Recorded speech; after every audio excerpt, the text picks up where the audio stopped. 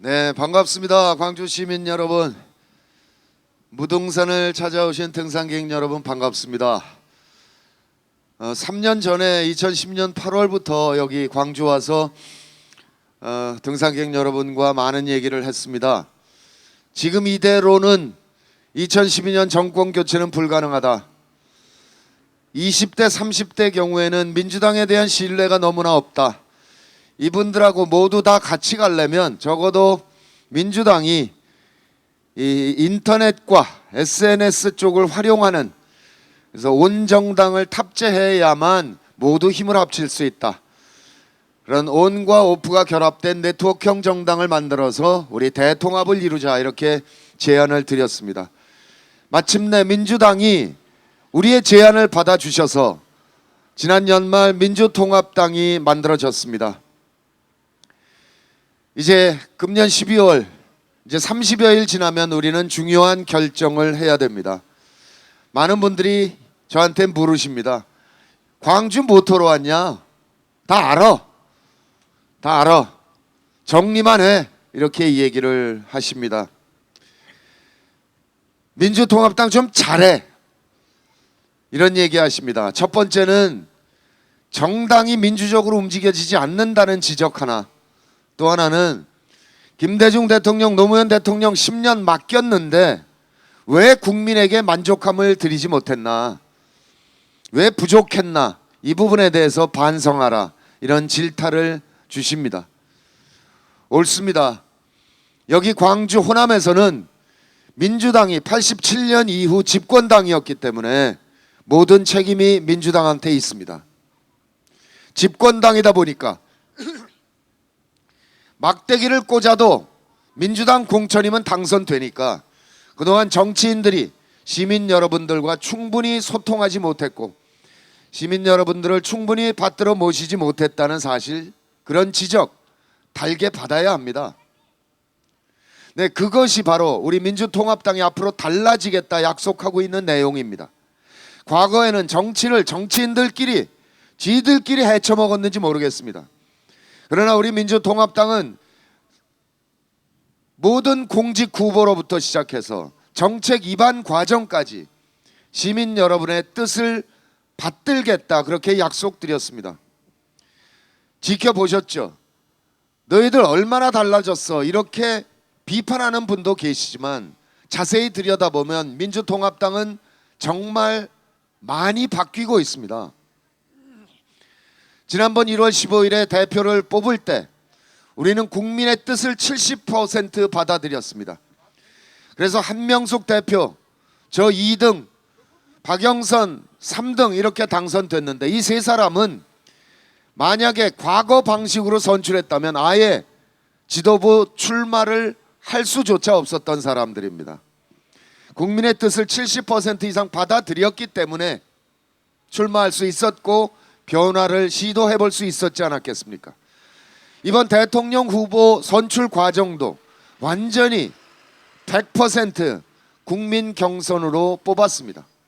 이제 정치를 정치인들끼리 지들끼리 해먹지 않겠습니다.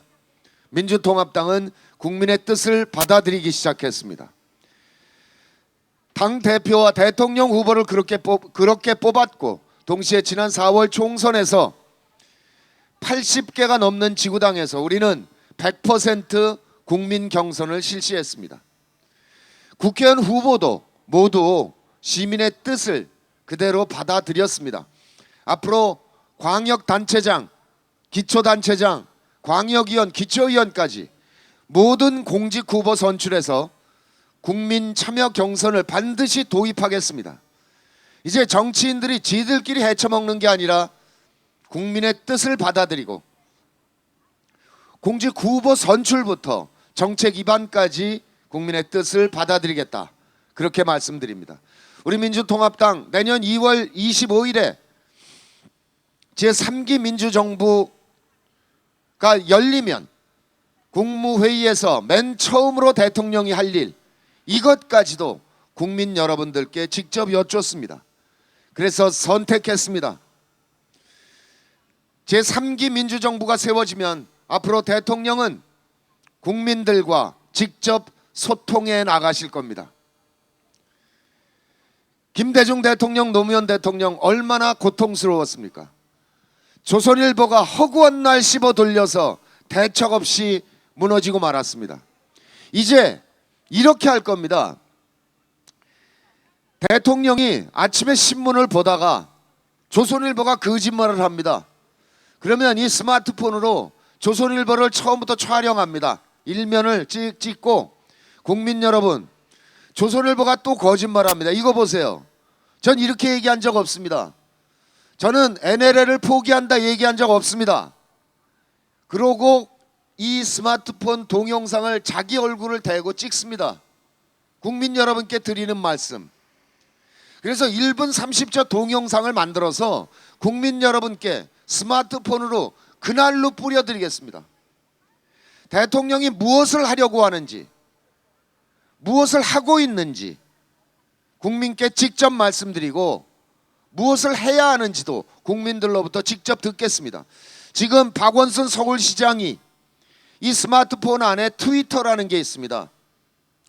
국민 누구나 박원순 시장과 직접 대화를 할 수 있게 되어 있습니다.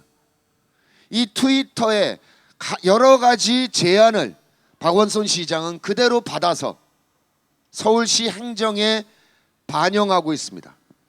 앞으로 민주통합당은 과거의 정당이 아니라 이제 이 스마트폰, 인터넷을 통해서 국민 여러분과 직접 소통하는 정당으로 진화해 나갈 것입니다. 이제 모든 문은 열었습니다. 공천권 국민께 돌려드리겠습니다.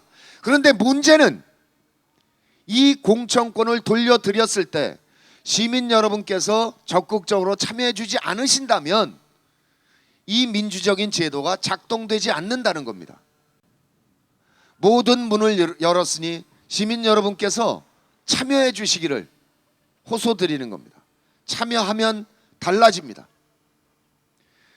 두 번째 질타하십니다.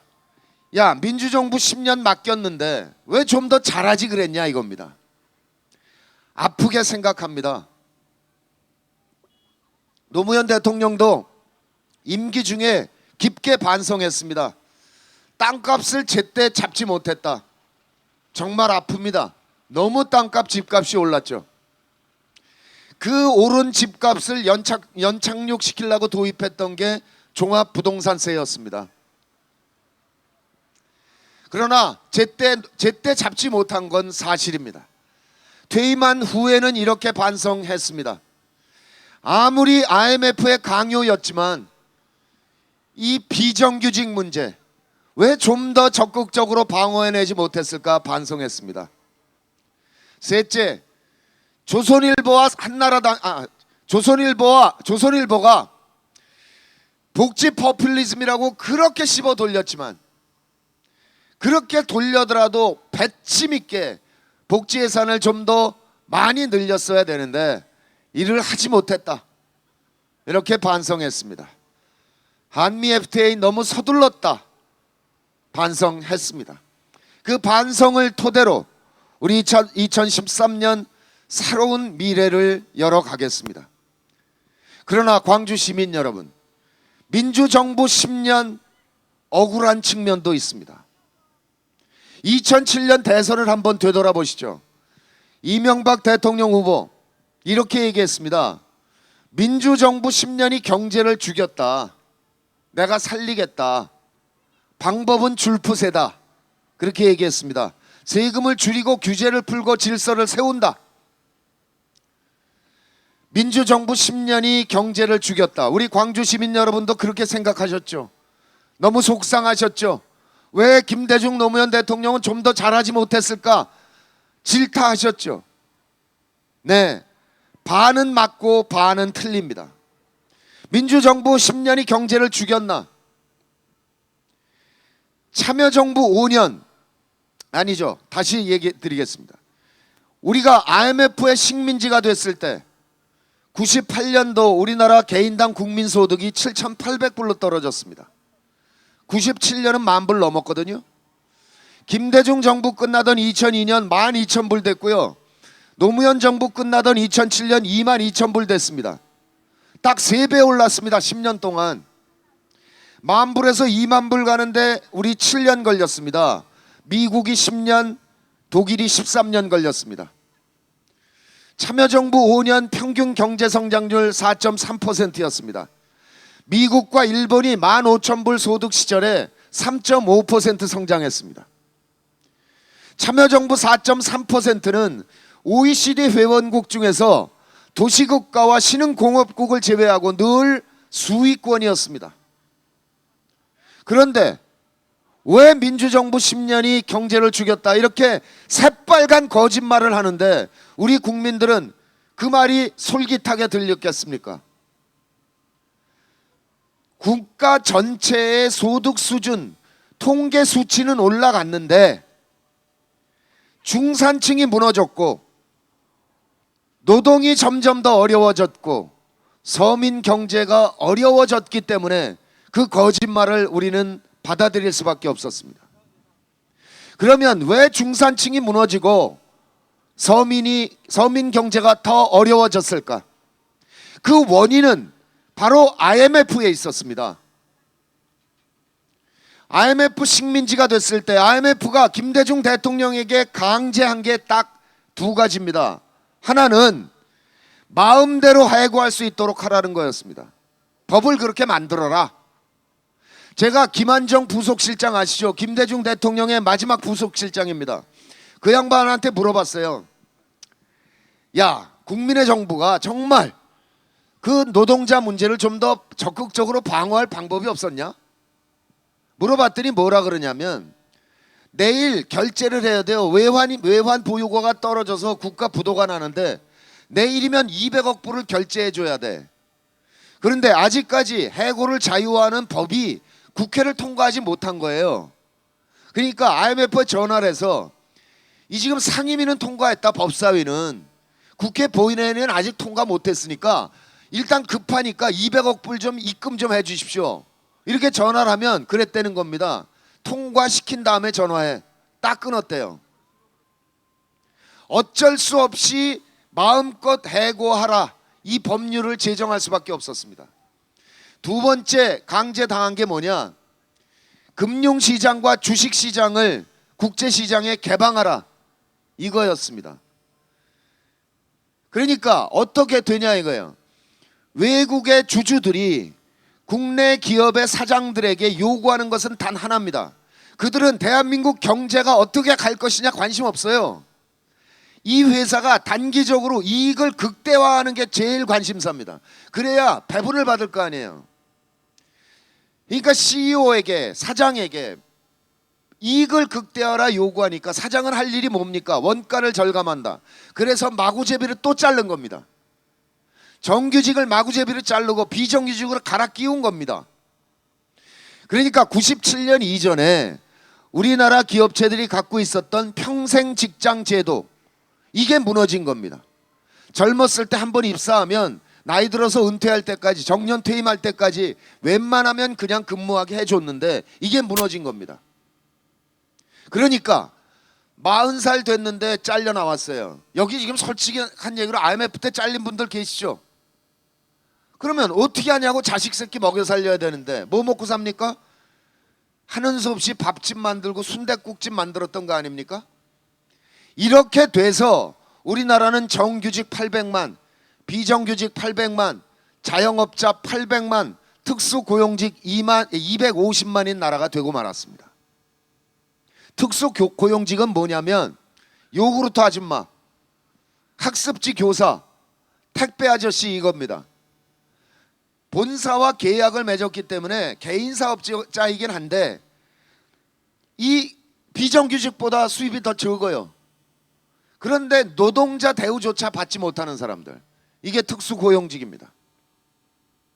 그러니까 김대중 대통령이 71년부터 늘 중산층과 서민을 위한 정당, 우리 민주당 중산층과 서민을 위해서 일하겠습니다, 이렇게 평생을 주구장창 외쳤는데 딱 IMF 식민지를 인수하고 나니까 방법이 없는 겁니다. 중산층이 무너지는 거 속절없이 지켜보는 거고 서민 경제 무너지는 거를 속절없이 지켜볼 수밖에 없었습니다.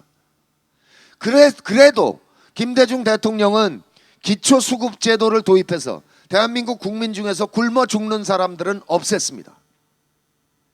노무현 대통령은 기초노령연금을 도입해서 65세 이상 어르신들, 충분하지는 않지만 그래도 10만 원씩 용돈을 드렸습니다. 자, 그러면 이명박 대통령이 2007년에 집권하고 나서 뭘 했어야 하느냐 이겁니다. 여기 조성구 회장 계신데 삼성의 뒤통수 맞아서 기술 뺏겼어요. 그 거리에 앉았습니다. 저 양반 저기 서명운동하고 있는데 한 분도 빠짐없이 해주셔야 돼. 저걸 하겠다는 겁니다.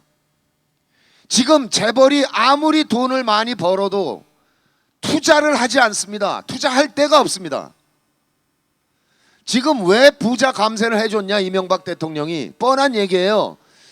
재벌이 돈을 더 많이 벌면 이걸 공장에 투자해서 새로 공장을 지으면 우리 국민들 고용해 주니까 일자리가 생기니까 서민들도 먹고 산다.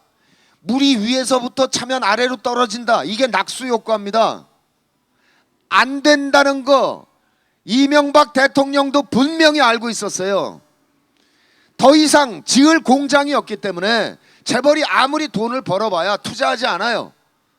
참여정부 때 전경련 가맹 회사들한테 다 물어봤습니다. 앙케이트에서 왜 투자하지 않느냐? 투자할 데가 없다가 1위예요. 세금이 높아서 투자하지 못한다? 이거 새빨간 거짓말이고 그렇게 대답하는 사람도 없어요. 안 되는 거 알고 80조를 깎아준 겁니다. 무엇을 했어야 하느냐? 재벌이 무한 확장하는 걸 막았어야 됩니다. 대기업과 중소기업이 공정 경쟁을 할 수 있도록 했어야 합니다. 조성구 회장같이 새로운 기술을 개발했으면 그 기술을 가지고 그 중소기업을 차츰차츰 대기업으로 키워갈 수 있도록 만들었어야 합니다. 지금 미국을 보세요. 구글, 마이크로소프트 이런 회사들 15년 전에는 그런 회사들 자기 집 주차장에서 시작한 회사입니다. 그런데 지금 세계 최대 기업이 됐어요. 대한민국 10대 재벌 중에 그런 회사 있습니까? 왜 조성구를 죽여? 왜 재벌이 똑똑한 중소기업을 밟아 죽이냐 이거예요. 이걸 막았어야 되는 겁니다. 두 번째는 비정규직을 빠르게 정규직으로 바꿔가려고 노력했어야 합니다. 정규직과 비정규직의 임금 격차를 줄여갔어야 합니다. 골목 상권을 보호했어야 합니다.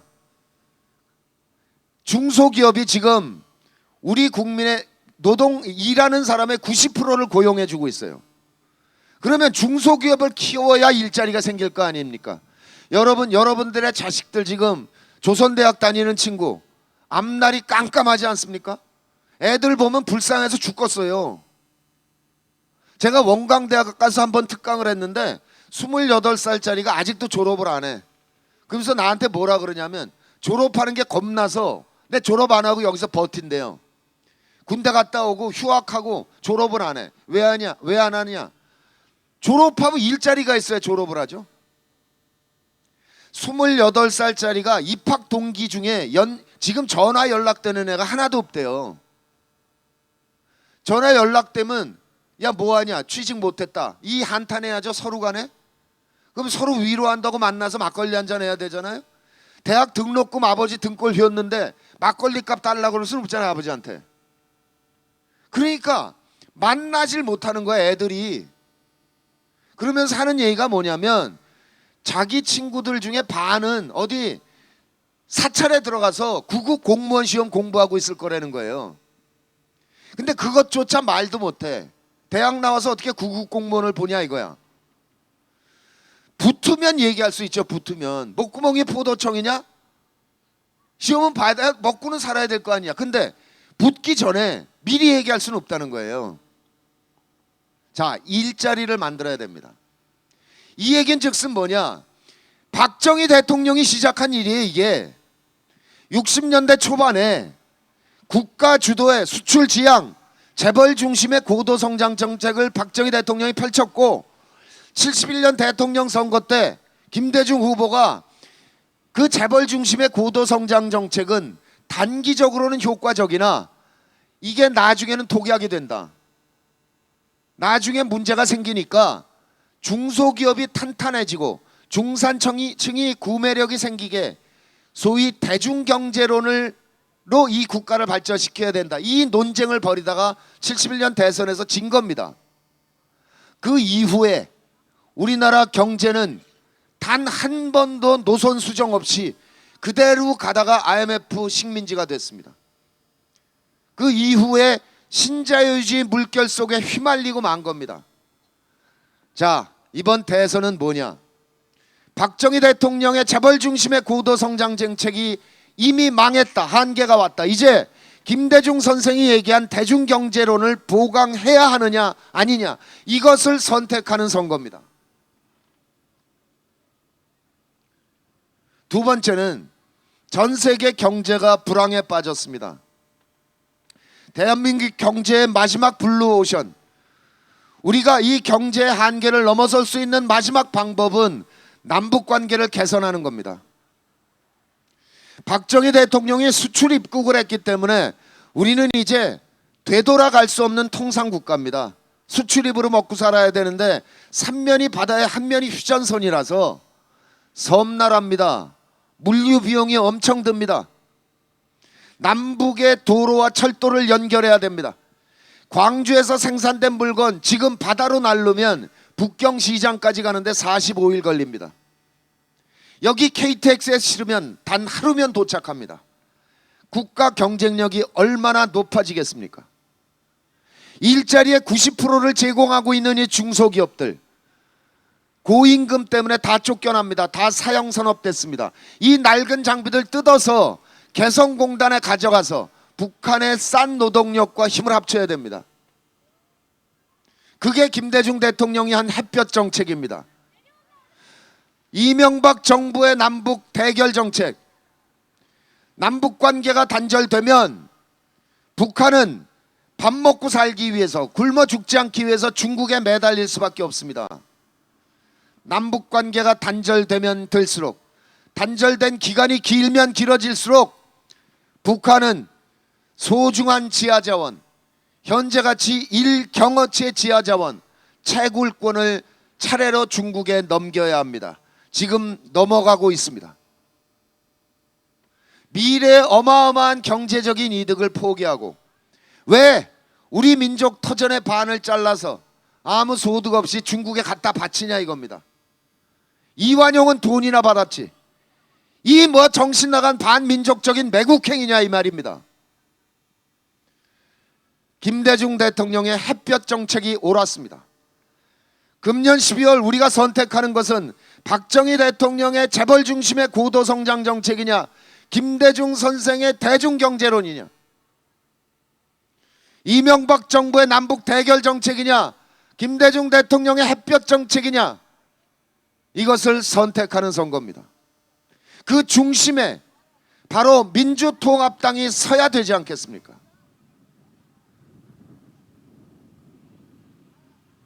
많은 분들이 얘기하십니다. 야, 너 부산에 가서 얘기해라.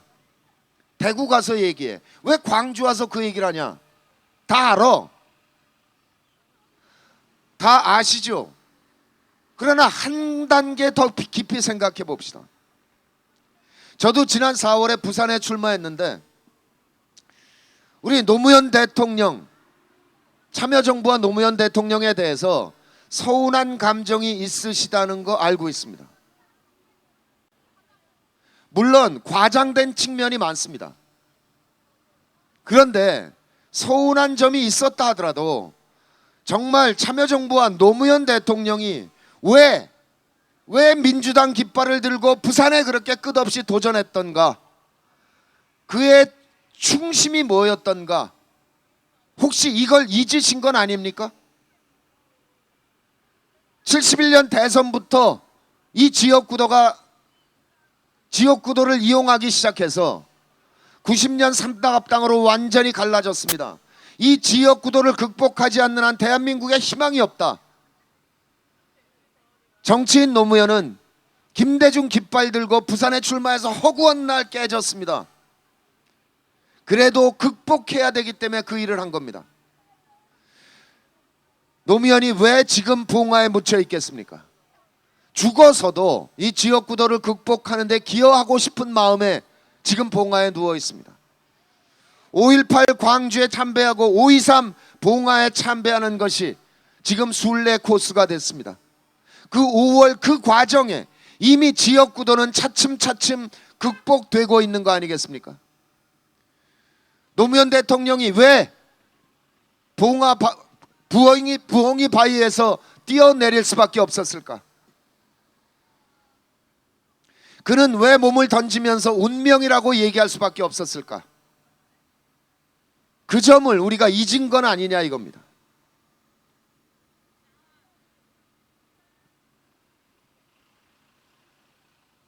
이명박 정부와 검찰, 조선일보가 퇴임 후에 노무현 대통령을 공격한 것은 노무현 한 사람을 향한 공격이 아니었습니다. 그것은 노무현과 함께 민주 진영 전체를 죽여버리겠다는 공격이었습니다. 그래서 노무현 대통령은 나의 실패가 진보의 실패가 아니다, 나를 버려달라 이렇게 호소하다가 그래도 그 공격이 그치지 않자 나로 말미암아 민주 진보 진영 전체가 죽을 수는 없기 때문에 자기의 허물을 안고 몸을 던졌던 겁니다. 우리 민주 진보 진영에 다시 한번 활로를 열어주기 위해서 그는 스스로 몸을 던졌습니다. 저 자신도 그렇지만 지금 민주통합당 구성원들,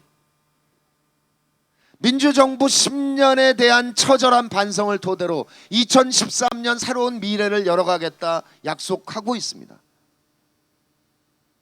이번 선거는 민주정부 10년이 억울하게 누명 쓴 일들, 퍼주기 한다, 경제 죽였다, 그것이 아니었다, 민주정부 10년이 옳았다는 것을 국민 앞에 다시 한번 확인하는 선거입니다. 민주정부 10년의 반성을 토대로 우리 민주통합당이 2013년 새로운 대한민국을 열어가겠다 말씀드리고 있는 이때 그 중심에 우리 민주통합당이 서지 않는다면 도대체 누가 설 수 있겠습니까? 저도 76년도에 문 목사가 김대중 선생과 공범이 되면서부터 30여 년을 한국 정치를 들여다보고 같이 고민해 온 사람입니다. 저도 지난번 1월 달에 민주통합당이 만들어지면 그걸로 다 한 줄 알았습니다. 다 될 줄 알았습니다. 정말이지 그 민주통합당 만들어졌을 때 정당 지지도가 10% 이상 올라갔습니다. 4월 총선 다 이기는 줄 알았습니다. 졌습니다. 지도부의 한 사람으로서 정말 죄송합니다. 그런데 문제는 어디 있었느냐? 민주통합당의 지도체제에 문제가 있었습니다. 김대중 총재라는 선의의 카리스마가 물러난 다음에 우리 민주당 계열에서는, 민주당 안에서는 누구도 김대중 대통령 같은 위치에 올라가는 것을 용인할 수가 없기 때문에 도토리끼리 권력을 분점한 게 집단 지도체제입니다. 이 집단 지도체제 때문에 정당이 콩가루 집안같이 보이는 겁니다. 국민 앞에 일사불란하게 움직여가지 못해요. 그래서 졌습니다. 제가 30년 동안 정치에 관심 가지고 들여다봤는데 저도 몰랐는데 1년 2년 정치에 관심 가졌다고 정치를 할 수 있습니까? 정치가 애들 장난입니까? 적어도 민주정부 10년 동안에 그 수많은 정책들을 입안하는 과정, 이거를 들여다보고 고민을 했어야 되지 않냐 이거예요. 김대중 노무현 대통령 잃어버리고 나서 가슴을 쥐어뜯으면서 성찰하고 반성하고 이갈면서 나는 잘하리라 이렇게 다짐한 세력이 잘할 거 아니냐 이 말입니다.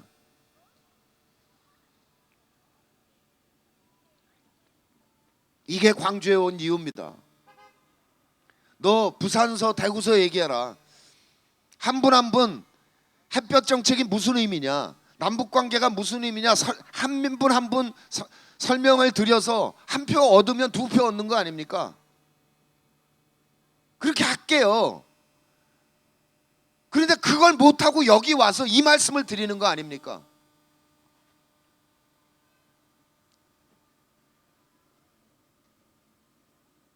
이번 정말 우리 민족사에, 대한민국 역사에 결정적인 전환점입니다. 이번에 실패하면 완전히 망합니다. IMF 부도난 거 인수했듯이 또 부도난 거 인수해야 됩니다. 저희들 정말 최대한 노력하겠습니다. 광주 시민 여러분, 제가 왜 이렇게 말을 복잡하게 하느냐, 선거법 때문에요. 민주통합당이란 정당 이름은 얘기할 수 있습니다. 그 외에 정당 이름을 얘기할 수 없고요. 후보들 이름을 얘기할 수 없습니다. 제가 지금. 그래서 이렇게 이상하게 얘기를 드리는 거예요. 제 간절한 마음을 넓은 마음으로 이해해 주시고 힘을 모아 주시기를 호소드립니다. 고맙습니다. 열심히 하겠습니다.